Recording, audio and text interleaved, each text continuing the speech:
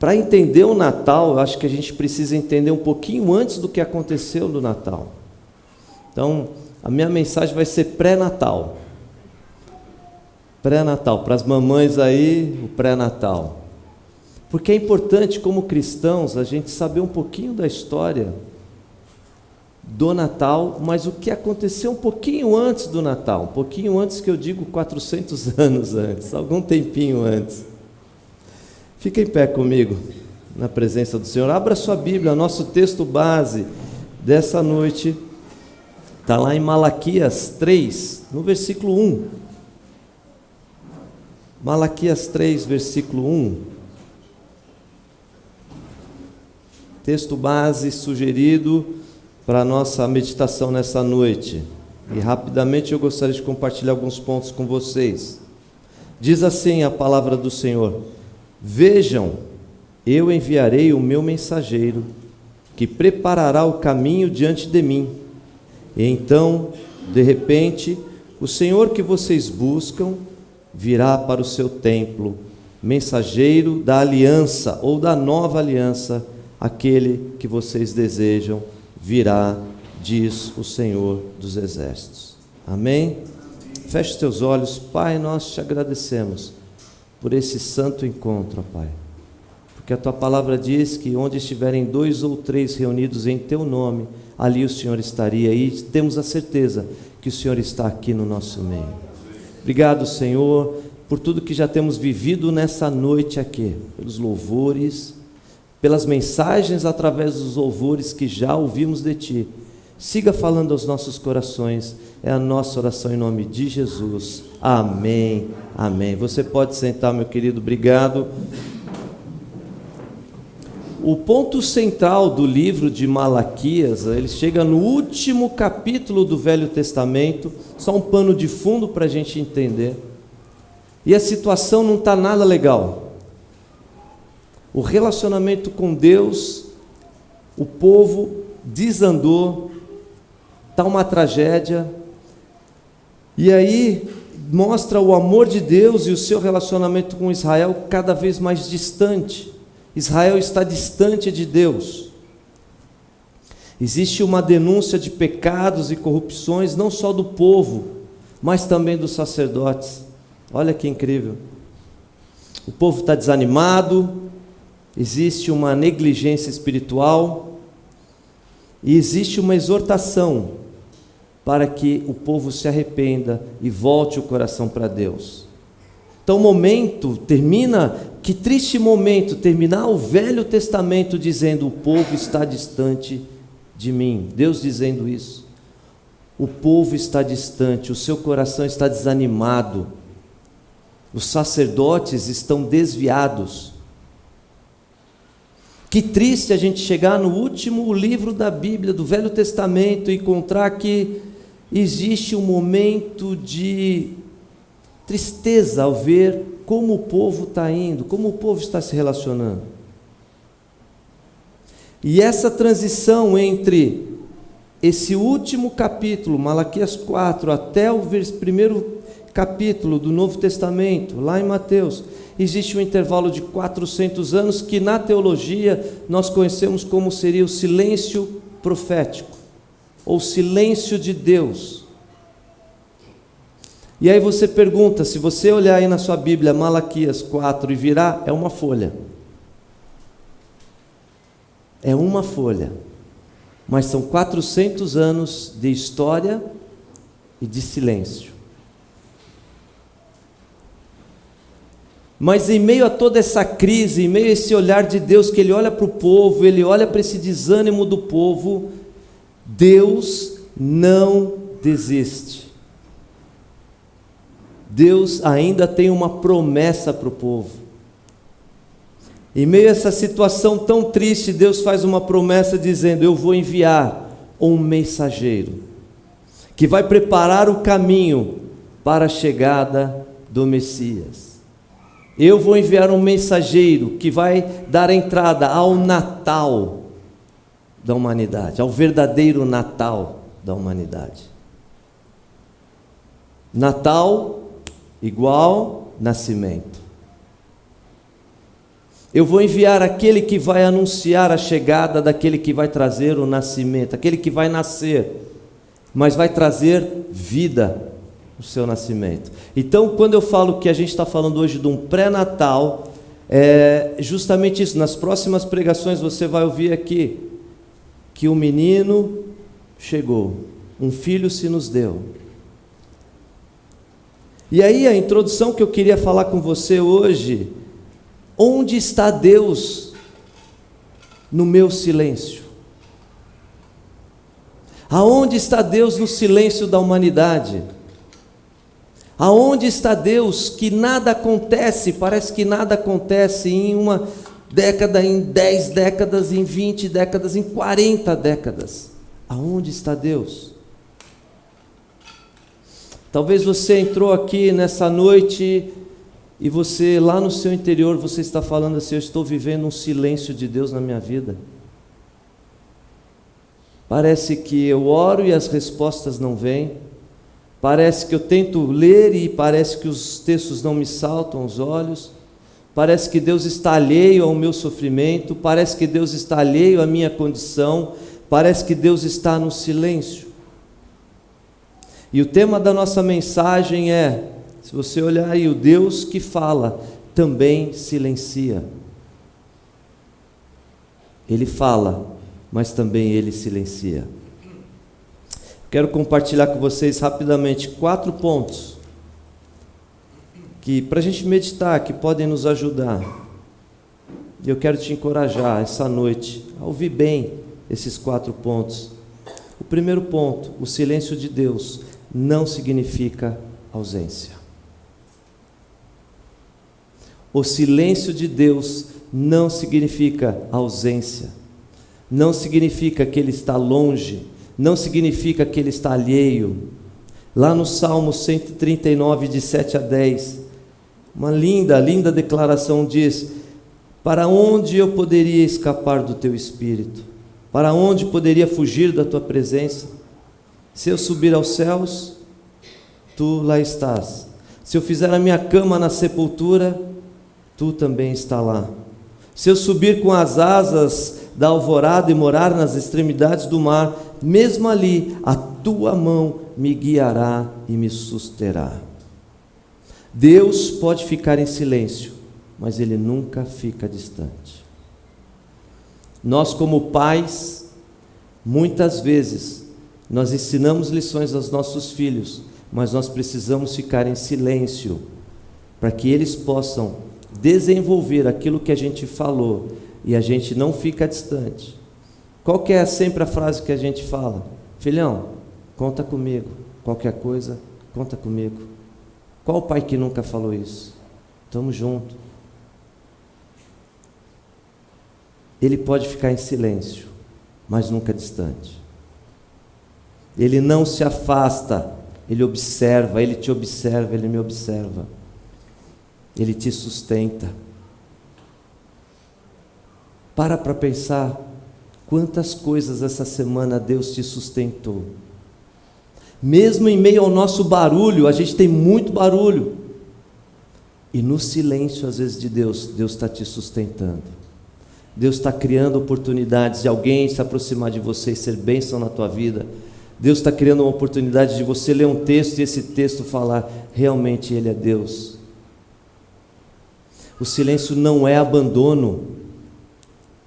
O silêncio muitas vezes é uma estratégia divina que Deus usa, e Ele vai trabalhando de forma mais profunda justamente no silêncio.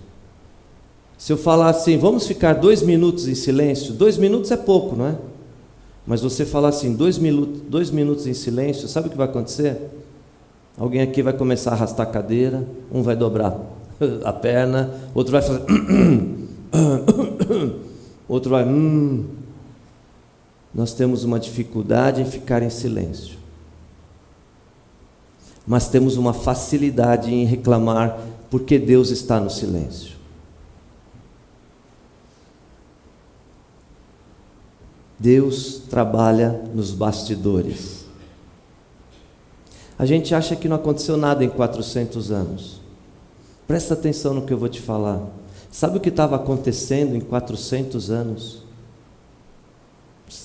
A questão política, o Império Romano. Sabe o que o Império Romano fez? Eles foram os maiores, o maior exército que construiu estradas, pontes, portos, para alcançar cidades, para alcançar outros continentes. Ah, não está acontecendo. Está acontecendo, estão abrindo estradas. Mas por que estão abrindo estradas? Quando a gente estudou Atos, essas estradas serviram para quê? Para Paulo e os seus discípulos, para que eles pudessem expandir o Evangelho. Mas está no silêncio.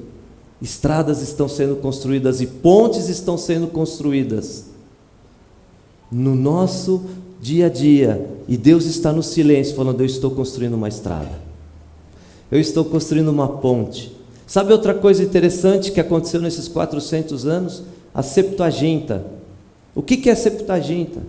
A tradução do hebraico para o grego, porque era a língua meio que oficial, porque existia muitos judeus na diáspora, longe de Jerusalém. Eles não entendiam hebraico, eles entendiam o grego. Então todo o Novo Testamento foi traduzido no grego durante esses 400 anos. Sabe o que aconteceu durante esses 400 anos para a chegada para o nascimento do Messias? Escolas rabínicas, sinagogas. E aí a gente vê lá em Atos, que o Cristo passou para a gente, que aonde Paulo ia tinha uma sinagoga onde ele pudesse ensinar. O que Deus está fazendo hoje vai criar uma ponte para que a gente possa ser abençoado lá na frente. No silêncio. No silêncio. Calma. Deus, eu li um livro maravilhoso, um livro antigo. Deus trabalha no turno da noite. Enquanto a gente dorme, existe um texto: enquanto a gente dorme, Ele trabalha, dá aos seus queridos, aos seus filhos. Segundo, o silêncio de Deus é uma preparação para uma nova fase. Sabe o que o silêncio de Deus faz na nossa vida? Ele prepara o nosso coração. Às vezes Deus não responde porque Ele está preparando a gente para ouvir o que Ele tem para fazer ali na frente, de um novo jeito. Ah, Senhor, mas eu sempre fiz isso. Deus fala: fica calmo, fica tranquilo, que eu estou preparando o seu coração para que você possa entender a vida de um novo jeito, com uma nova ótica. Ele continua no controle, Ele não perdeu o controle. Deus tem um propósito no silêncio. B. O silêncio cria expectativa e sensibilidade. Quanto maior o silêncio, maior deve ser a minha busca, maior deve ser o meu desejo, e maior deve ser o meu ânimo para buscar a Deus. Quanto maior maior o silêncio, maior tem que ser o meu desejo. Senhor, eu não estou vendo nada. Flores de maio, a primavera está chegando, é o fim da sequidão. Senhor, tira essa sequidão da minha vida, que venha a chuva. Esse tem que ser o nosso desejo. O silêncio de Deus, a gente fica de uma forma passiva esperando Deus agir. Não, Deus fala o seguinte: começa a agir, começa a me buscar, começa a ler, começa a jejuar, começa a louvar, começa a dobrar o seu joelho, mesmo que você não esteja enxergando ou ouvindo nada.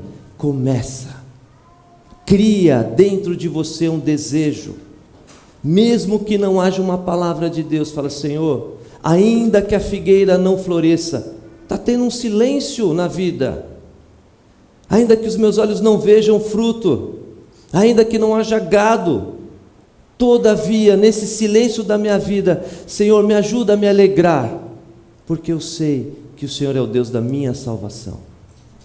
Ainda que haja silêncio, Senhor, me ajuda a ter ânimo, me ajuda a ter sede, me ajuda a ter, Senhor, vontade de ler, de estudar, de gastar o meu tempo e os meus dias na Tua presença. Senhor, não me permita que no silêncio eu seja um murmurador, Não permita, Senhor, que no silêncio eu seja aquele que só reclama. Não permita que no silêncio a minha fé fique vacilando. 3. O silêncio pode ser um tempo de prova e maturidade, na maioria das vezes ele é. Ele é. Se a gente fizer uma pesquisa aqui, quem já passou pelo silêncio de Deus? Através de uma enfermidade, através de um luto, através de um trabalho, através de uma demissão, através de um empreendimento mal sucedido. Acho que todos nós já passamos. Todos nós. A diferença é como eu passo por esse silêncio e como eu saio desse silêncio. Pastor James uma vez disse aqui que toda coisa boa não dura para sempre, mais ou menos isso. E toda coisa ruim também, todo tempo ruim também um dia acaba. Então a gente tem que estar preparado para entender a vida, que vamos viver bons momentos, mas também vamos passar por silêncios. Isso gera maturidade. Isso gera pessoas que querem crescer e aprender com Deus. E saber que o silêncio faz parte do nosso histórico escolar cristão. É uma matéria. O silêncio é uma matéria. E quem é o professor? O tempo. O tempo. No Salmo 13 diz assim: até quando, Senhor? Para sempre te esquecerás de mim? Até quando o Senhor vai esconder de mim o seu rosto? Até quando terei inquietações e tristeza no meu coração dia após dia? Até quando o meu inimigo triunfará sobre mim? E aí ele grita: olha para mim e responde, Senhor meu Deus, ilumina os meus olhos, porque do contrário dormirei o sono da morte. Os meus inimigos dirão: eu venci, e os meus adversários festejarão o meu fracasso. Eu vou me levantar, Senhor, agora, e vou dizer, olhando para os céus, e ele diz: eu, porém, confio no teu amor. O meu coração exulta em tua salvação. Quero cantar ao Senhor pelo bem que tem me feito. Maturidade. Maturidade. Deus usa o silêncio para fortalecer a nossa fé e a nossa dependência. No que é que você é dependente? Você é dependente das suas próprias forças? A Bíblia fala: maldito é aquele que confia no seu braço, confia no homem, no próprio homem, e faz da sua carne o seu braço, ou seja, que faz da sua própria vida a sua força, que faz da sua própria vida o seu caminho. Não, gente, desculpa, quem sabe faz a hora, não espera acontecer, desculpa. Quem sabe dobra o joelho e espera Deus fazer acontecer. Uma licença poética. O silêncio pode ser um tempo de prova, e ele é. Um tempo difícil que dói, e ele é. Um tempo de preparação. Como é duro a gente se preparar. A gente que gosta de uma atividade física, como é duro você treinar para uma prova. Às vezes você acorda desanimado, e você olha a planilha e o técnico fala: acorde às 5 horas da manhã, corra tantos quilômetros, faça tanto. Às vezes a gente não quer. Como é duro se preparar. Agora o silêncio também revela a motivação, as motivações do nosso coração. O silêncio revela as motivações do nosso coração. Será que eu estou motivado por aquilo que Deus pode fazer por mim? Ou será que aquilo que Deus é? Quem é Deus? Ou o que Deus pode fazer? Foi pregado aqui nessa igreja que muitas vezes nós olhamos para a mão de Deus e não olhamos para os olhos de Deus. A maturidade, ela nos leva a depender de quem Deus é. Deus é. Ah, mas quem é esse Deus? Diz que eu sou. Eu sou.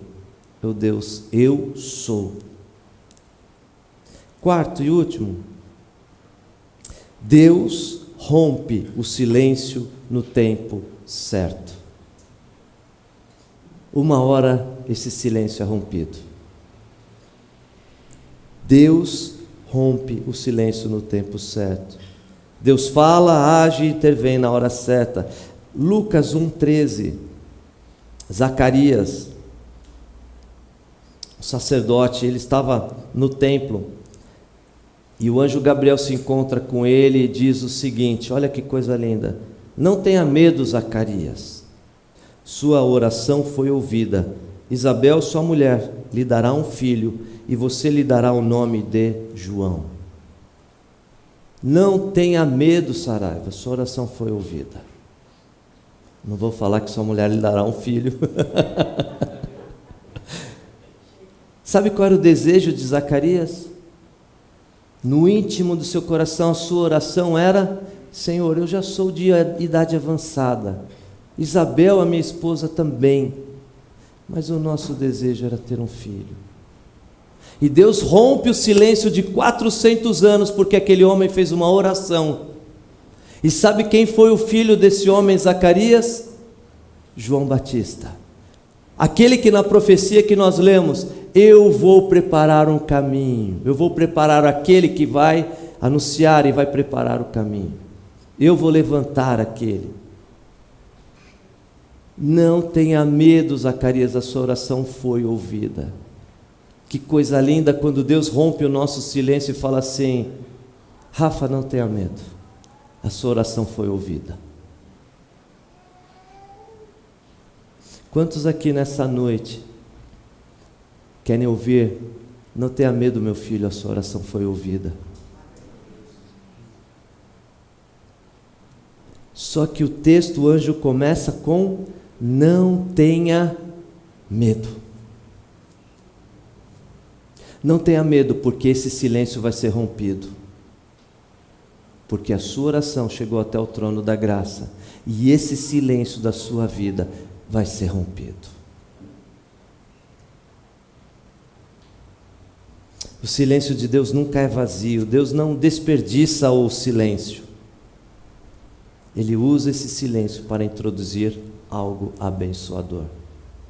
Deus usou o silêncio do coração de Zacarias para introduzir ao mundo João, que preparou o caminho para o Natal. João preparou o caminho para o menino Jesus. Depois de 400 anos, Deus fazendo todos os desdobramentos, chegou a hora. Chegou a hora. Porque ele ouviu a oração de um homem. E falou: a sua oração foi ouvida. O silêncio termina com a maior revelação da história, chamada Jesus Cristo.